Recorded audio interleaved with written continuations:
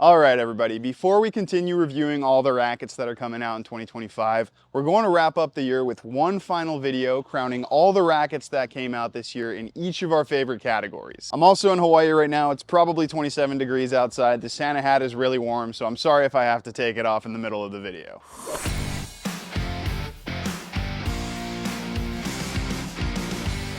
Hey everybody, it's Luca from Rackets and Runners. So we have a big review coming out on January 1st, but before then, I figured it's the holiday season. What better time to reflect on what has been another great year for tennis rackets? We already did our top 5 best rackets of the year video, so today we're going to hand out some awards for the best spin racket, power racket, control racket, the most well-rounded racket. We're going to give another award that I can't really figure out the name of, and finally we'll finish off with the best racket of 2024. Hopefully you guys enjoy this one. It's always a bit of fun to talk about the best, but it's also extremely subjective, so please don't hesitate to let me know if you think I'm wrong in the comments. Now we are going to get into some eligibility criteria here in a second, but before that, let me remind you that any of the rackets we talk about on this channel you can check out on our website racketsandrunners.ca.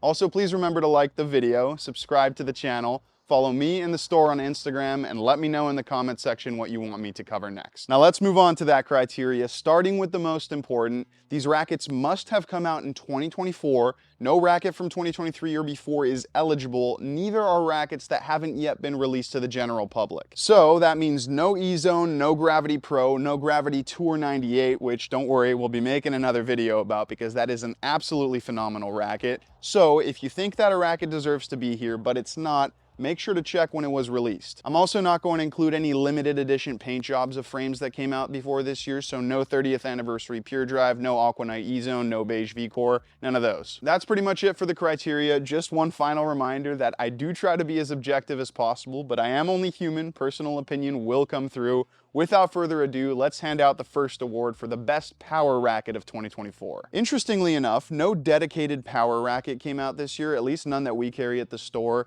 The new Pure Drive is imminent. That's the review that's coming January 1st. But that's not to say we didn't get some great, very powerful rackets this year. The Extreme MP is technically head spin racket, but there's obviously always a huge overlap between power and spin in terms of frame design. It has a thick beam, a stiff flex, and a very powerful open string pattern. In fact, it might actually be more powerful than true power rackets like the E-Zone 100 and the Ultra 100. There is such thing as too powerful though. Sometimes these really open string beds can make for a slightly wild launch, and I don't think the Extreme MP is quite solid enough to take home the power award this year. Now, a racket doesn't need to have a stiff, thick beam and a 100 square inch head size to be good for power. The Pure Strike 98 is definitely not a power racket in the traditional sense, but that doesn't really tell the whole story in terms of its power profile. It has a high swing weight and a variable beam, which makes it a little bit more rigid than its specs suggest, and those two things combine to give it a ton of pop, especially really high plow through and put away power. You can also redirect pace extremely efficiently because it's so rock solid on impact, which is very important when you get into those rallies where you start blasting the ball from behind the baseline. Still, it is quite a difficult racket to use because of that high swing weight, so advanced players will definitely like it, but it doesn't have quite enough of that easy power to win this award. Now, one racket does stand out as the very best in terms of power for me this year, the Head Boom Pro. This is a frame I absolutely fell in love with last year, and you may or may not know this, but this is actually my racket of choice, at least when I'm not playtesting rackets, and that doesn't happen very often. I might be switching to a new one soon, but the boom is fantastic, and power might be its most outstanding characteristic. It does have quite a thin 22mm constant beam,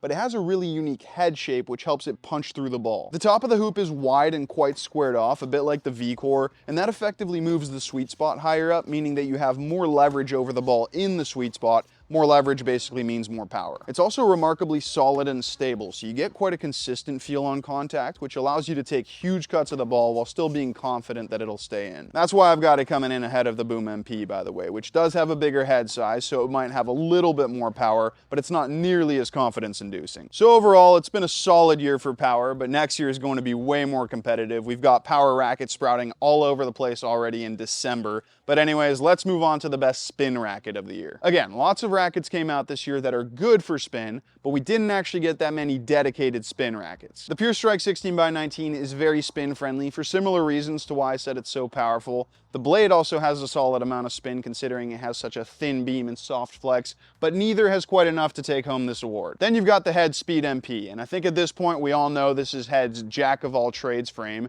and of course one of those trades is spin. It's got a 16x19 string pattern, its flex is quite complementary to a spinny style, and it's pretty aerodynamically optimized. But I do have one little issue with spin on the Auxetic 2.0 Speed MP, its swing weight. Head raised it on this new version to 326, which is by no means ridiculously high, but it does make the speed a little slower to bring through contact than I would like for a true spin racket. I know some people have had issues with this higher swing weight.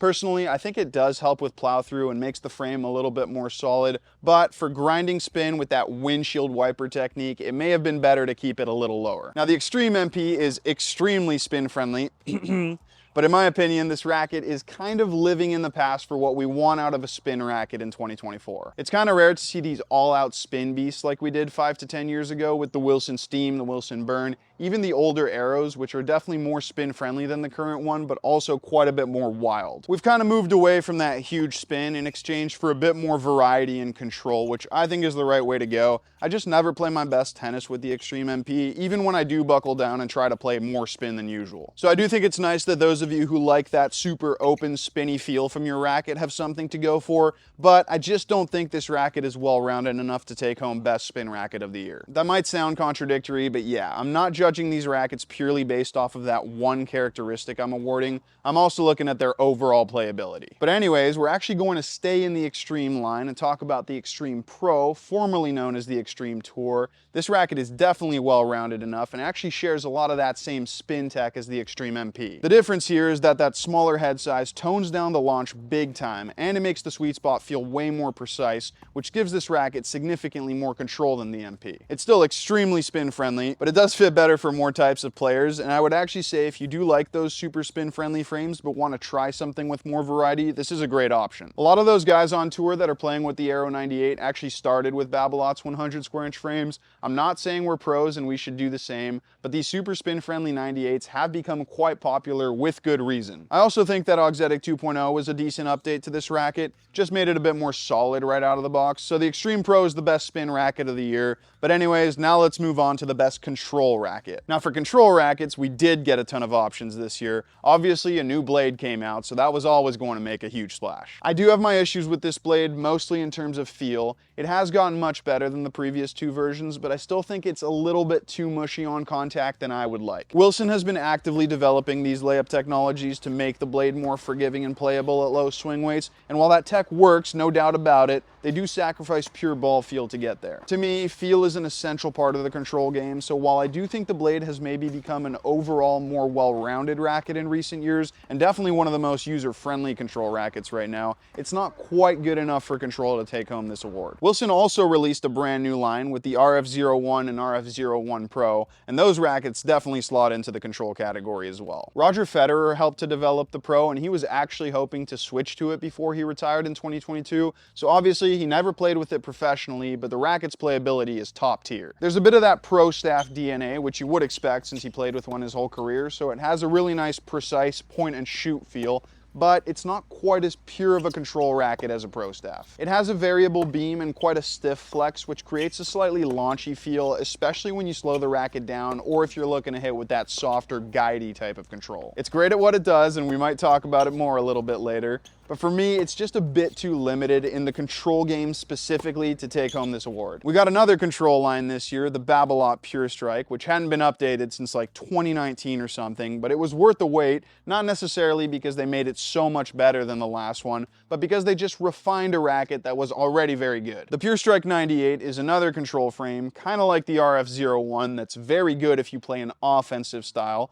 Unlike the RF01 though, it's not nearly as limited if you want to play a more defensive counter-punchy control. It has a lower launch and a more stable and forgiving feel, which gives it much better variety as a control racket, which is why it takes home the award as the best control racket of 2024. And I have to say, it really surprised me this year, not because the last one was bad, but because I'd made the mistake of kind of ignoring it since it had come out so long ago. But every time I play with it, it's incredible. This much power and spin in a racket that's this solid, consistent, and controlled is a killer combination. Again, definitely a little bit more geared towards an advanced player, but such a good racket if you can swing it. Now let's move on to the most well-rounded racket. This is by far the easiest category to give an award to. The most well-rounded racket of 2024 is the Headspeed MP. I talked about it earlier. This is a racket that basically does everything well. It's easily a top 5 spin racket, and power is also very high, especially with that boost and swing weight on this version, and control is really solid as well, especially when you consider how good that power and spin is. It's also remarkably forgiving, a bit like the Babolat Pure Drive, but with quite a different feel profile. It's the type of racket that I think most people could grab and play very well with right away. Now, I did mention earlier that Head boosted the swing weight on the new one, which does make it a little slower, but part of the magic with the Speedline is its maneuverability, and it's still plenty maneuverable. It has a constant 23mm beam and a decently aerodynamic shape, so it does cut through the air quite efficiently. That's great when you're scrambling around the court playing defensive shots, or for when you get up to the net to hit a volley, so it's a fantastic all-court frame, and for me, that's the definition of well-rounded playability. I did put the Speed at number 1 in our top 5 all-court rackets, and some of you mentioned that you thought it was a little too sluggish to be elite for volleys. I understand that sentiment, but because it's so stable and has great feel, I still think it's much better than average. Now, like I said, there wasn't a ton of competition for this award. The Blade 100 is great, but not nearly as well-rounded as the Speed for me. But I did just want to give a quick mention to a couple of other rackets. The Pure Strike 98, Blade 98, and the Extreme Pro are never going to beat the Speed MP in a head-to-head most well-rounded battle, but they are also extremely well-rounded, especially when you consider that they were designed with more specific playability in mind. That's kind of the direction a lot of these 98s are going nowadays, especially these more control-focused 98s like the Pure Strike and the Blade. Brands see it as a win-win if they can add variety while still keeping control high, and that's generally very beneficial. But now let's move on to that award that I can't make up a category for. Now, I tried to come up with a name here, but I can't think of one specific area that this racket is better than any other at, so I'm titling this award a racket that deserves an award, but I can't think of what to give it, and I'm giving it to the Wilson Blade 100. This is a racket that a lot of you guys wanted me to review last year, and we finally brought it into the store when Wilson released the V9, so I got to play with it, and I completely understand why you guys are so excited about this thing. It's very well-rounded, but still has that Blade DNA of a heavy emphasis on control. It has a soft flex and quite a low launch angle, but unlike the 98, it has a much bigger sweet spot, making it very forgiving. This level of user-friendliness on a racket that is still this good for control is quite rare. It's kind of like a much more control-oriented version of the Clash, but I prefer it because it still provides decent ball feel. Like I said, it's not the best at any one thing, but it kind of stands alone in terms of its target playability of control, comfort, and user-friendliness.